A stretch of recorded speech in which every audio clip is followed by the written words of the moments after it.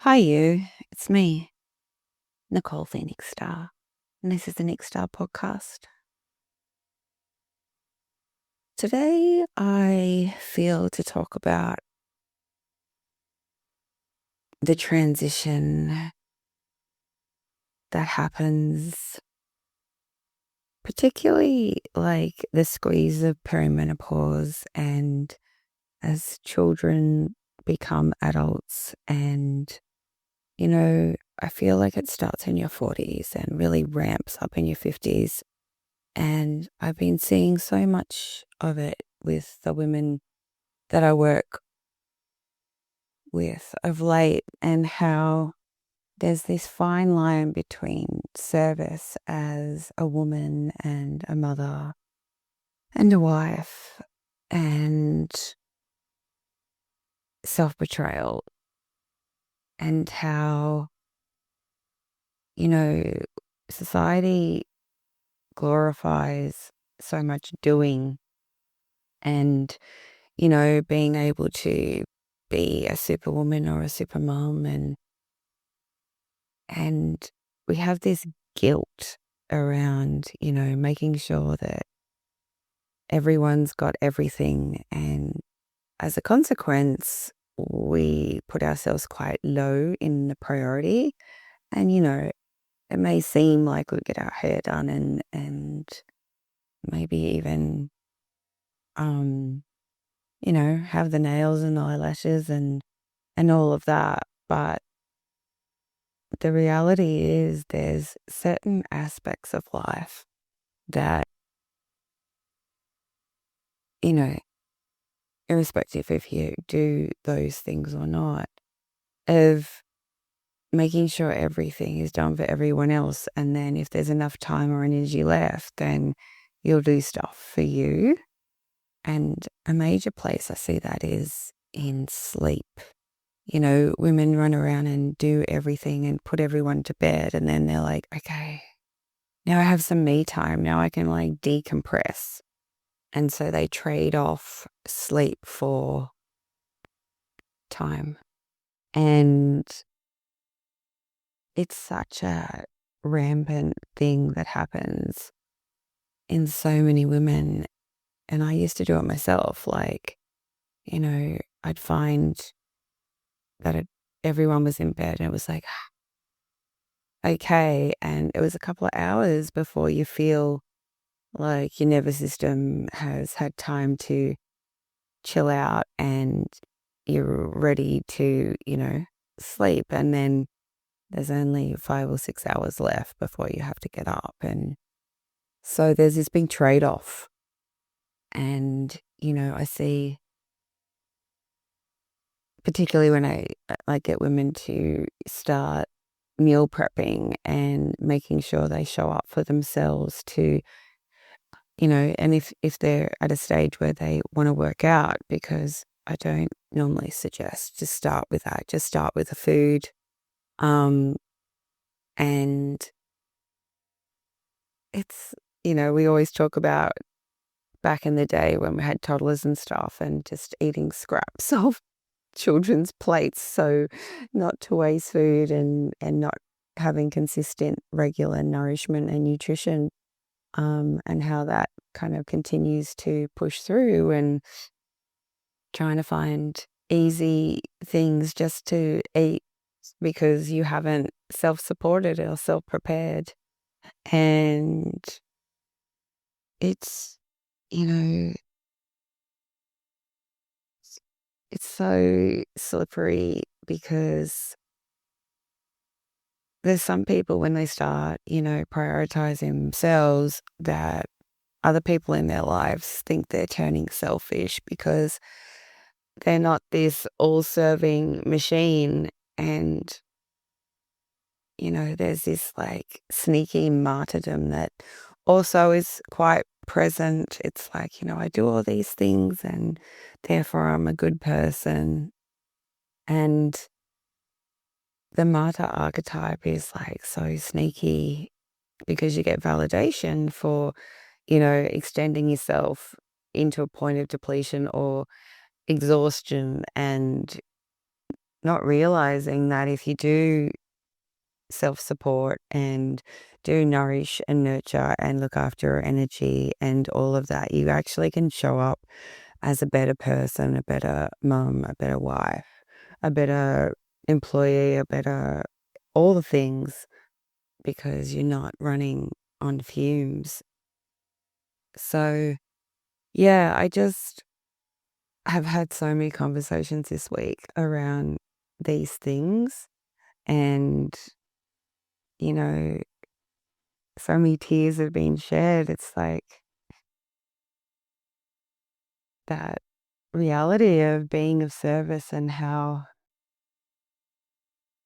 you know, if you saw someone else behaving that way, you'd be like, hey, babe, you need to self-care a little bit more in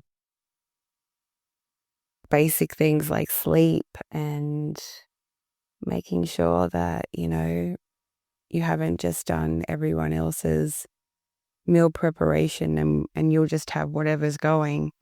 But really being able to work out a different way of relating with yourself. And one of the greatest invitations I bring women into is cultivating a very intimate and healthy relationship with yourself, because it is likely the most unhealthiest relationship you have. And that is a really startling revelation because, I go through, well, sleep, nutrition, where you prioritize yourself and the family, where your needs are met, and it's startling. And because this is all like so normalized, and it's such a different beast when you're either a single parent or, a working woman in, you know, all sorts of dynamics, all the dynamics. And it's fascinating. Like, I had this huge realization, the ripple effect of modeling healthy self-relating. And,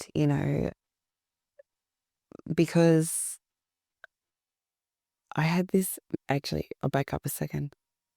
I was working with this woman last week and I was trying to relate to her self-betrayal. And I'm like, I just don't understand what happens in your mind once you've slipped out of your commitment with yourself. And then it just spirals down. Like, how come you don't call yourself out or pull yourself out of that? Like, what's going on? And she's like, I don't know. And I'm like, ugh. I believe you, but I don't get it. And I just kept kind of trying to work out what was going on. And I was like, I can't remember the last time I did any self-betrayal, which blew my mind and was such a powerful realization, because I used to be a serial self-betrayal for many, many years, betrayer. And there's so many times I'm like, you let yourself down again, or you didn't follow through on your commitment, this and all that. And it's not about being regimental or, being a failure. It's so many things. It's like self-betrayal to being kind to myself, self-betrayal in like self-talk and all of these things. And I was like, okay, the reason why I can't relate right now is because it's been so long since I've been in your position. All right, I can now recognize that's why I don't understand. And so I just started asking all of these quality questions. Like, I know she would ask someone else who was behaving in the same way in front of her. Like we do, like we can see how other people are not showing up for themselves and, really being quite unkind and not following through on the things that they've promised themselves. And when we turn it around and call ourselves out on it and are out of the normalization and the habit of that and acceptance of, well, this is just how I live my life, but to actually look at it, it's incredibly confronting. And my children have watched me for a few years now, like, do all my meal prep and have everything prepared, and it's just normal to them. Like, they see me showing up for me and nourishing myself and caring about myself and preparing for my, health span as I age, and they see that as quite normal, and they never ever question that or think any part of it's selfish. And the other day I was like, one of my children asked me something, I said, I just need to go and work out first, and I'll come back and we'll have this conversation. They're like, yeah, go work out. I'll talk to you then. And again, like, I just had this realization that they see me showing up and prioritizing myself as number one, and they admire that. And I know that I've watched my children take my habits and apply them in their own unique personal way, and how they care about how they move their bodies, you know, as the ages that they are, and how Leo's really, really aware of his nutrition and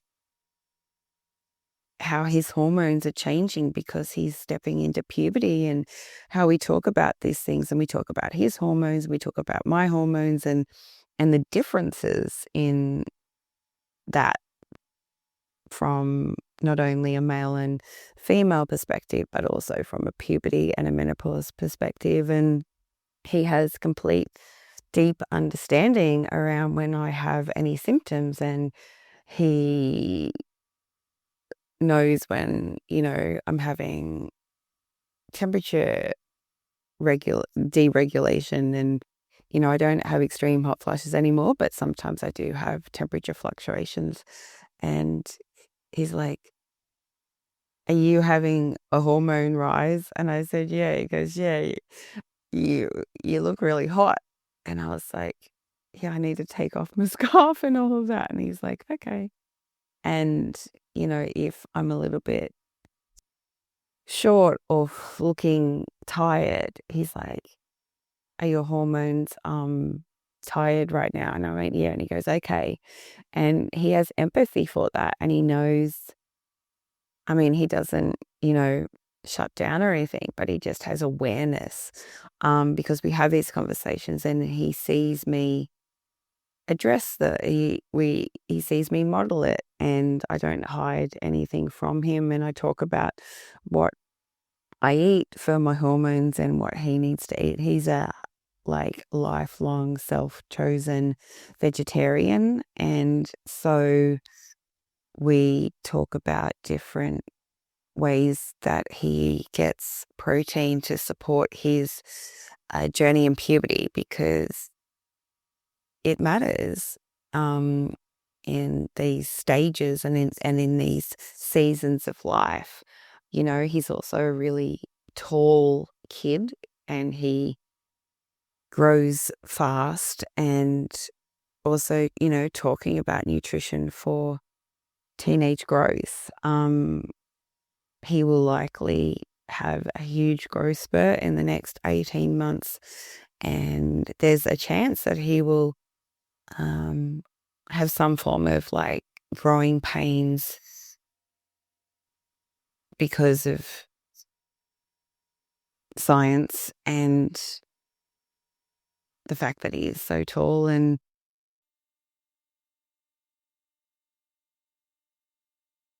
I've kind of given him information on that, and he's done his own research in his own, 11-year-old way. So these things he's prepared for, and we talk about having a healthy relationship with yourself, and, being a good friend, and, supporting others, and being able to always support yourself, because when you are looking after all your needs and all of the other things, then you're able to be a better friend and a better support, and you have a strength and a physical strength and an emotional strength. And, having emotional intelligence is just as important as having strong muscles. And I regularly have these random conversations with, my very mature 26-year-old daughter and my very active and fun 23-year-old. I always forget how old Harley is. It's the weirdest thing ever. My whole life, for years, I could never remember what year he was born. It's just the weirdest thing. Anyway, um, yeah, and he likes to have a great time, but he's not always been like a lover of food. Like, he would easily forget to eat and just play and stuff like that. And he's been quite seriously skinny several times in his life. He's really healthy and a great weight right now, but there's been times where he's been super skinny and really lacking in nutrition and vitality and energy and stuff. And he's had a few kind of crisis modes in his life where food completely drops off. And so there's been a lot of different education with him. But it's not like it's not like, right, we need to sit down and learn this. It's just random chats and different meals and just very organic and very natural. And I feel like, this is a very potent and powerful part of my parenting. It's very intentional, but it's also very organic and unplanned. And, I don't sit there and go, right, I need to teach them about macros next. It's just something that's just happened, and it's a consequence. Like, they also ask questions and are super curious. And Ruby has mild scoliosis in her back, and so she has a lot of like physical stuff when we talk about different things for her. And I kind of love educating myself on different nuances and things. And yeah, it's just something that we do, and I feel like it's such a incredible use of our time and our communication. And we talk about all sorts of random crazy stuff, not just nourishment and hormones, across the whole spectrum. But these things, like, I see are just integrated as normal in their life now. And I know that is literally a ripple from me shifting out of self-betrayal and shifting out of like over-giving and over-mothering and all of that, and really recognizing when I slip into those old patterns and I feel those levels of depletions to course correct. And anytime that I am in a level of depletion and my kids recognize that, I tell them why. I'm like, yeah, I'm in depletion. I did all this overdoing stuff today, and now I'm like, super low bat. We always talk about being low battery as a measurement of low energy. And so I just need to rest, or I just need to like make sure I stay in awareness of that for whatever else I have to do today. And it's such a game changer for everyone and everything, like, to be able to have your baseline as self-supporting, not have to remember to do it, not have to have all these like modules of difficulty and challenge to like learn it. And it was something that I put a lot of time and effort into, probably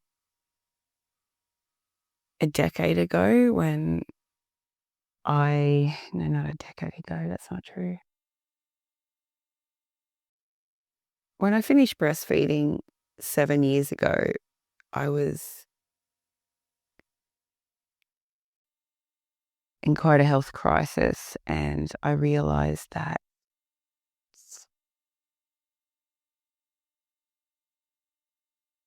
so many ways I was doing things had all combined into me literally breaking my heart and collapsing a heart valve.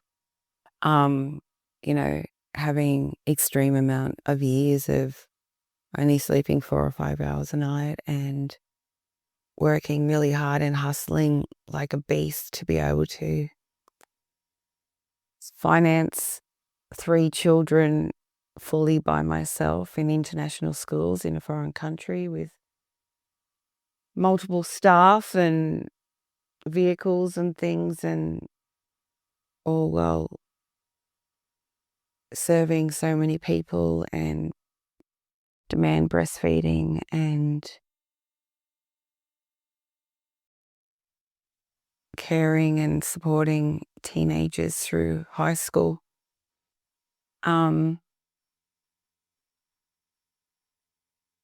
Yeah, I look back and go, wow, that was huge. And, I have no regrets because it was such an extraordinary part in my life, but I am incredibly grateful that I learnt so much out the other side and through that. And that's the thing, there's no, oh, I should have done this back then. It's like, that's what I did.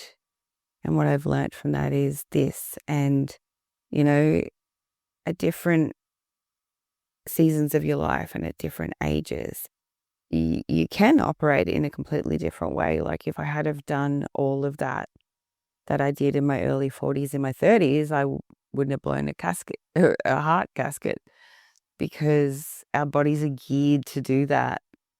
Yeah, it's an interesting thing being a mature mother. We are definitely geared for having children much younger physically, and to be able to run around and do a billion things and endure sleep chaos, and we have the energy and the physical capacity, not perhaps the emotional maturity we have when we're older mothers, but trade-offs on both sides for sure. There is value in having children later and value having children younger and everywhere in between, but physically it's much easier when you are younger, and as our bodies were designed to do so. And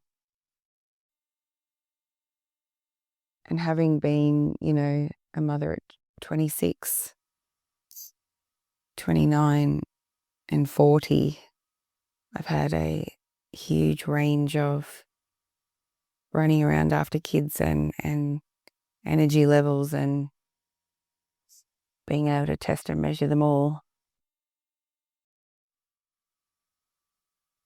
Quite experienced in all of that.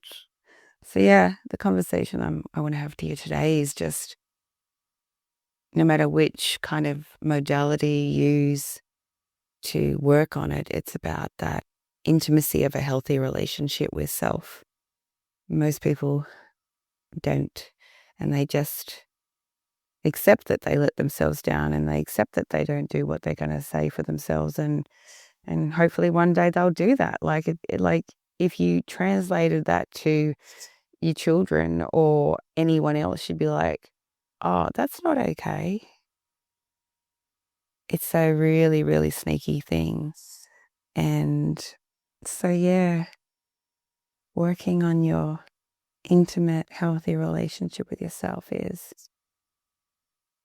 forced upon you when you're in perimenopause, confronted in a way that you just can't override and give and do. Like you just get taken out. And so it's the most beautiful relationship I've ever had. Is really coming into a level of intimacy with myself and being kind and never letting myself down and like having my own back, like impeccably. Blows your mind. You don't actually seek anything from anyone outside you. And when you get support and kindness and, service from others, it's like, oh, cream. Anyway, I'm going to finish up there today. I want to let you know how grateful I am for everyone that takes the time to listen to me and get, those that feel that send me messages or not. Yeah, just watching the numbers of people that watch on my back end of the podcast software is just brings such reverence and gratitude and smiles to me. All right. Thank you so much again. All right. My website, www.nickstar.com. Still need to do some work on that, update things. Very busy times, a lot going on the next 2 months, and then, yeah, big shifts afoot. Woo woo. All right. Much love. Mwah.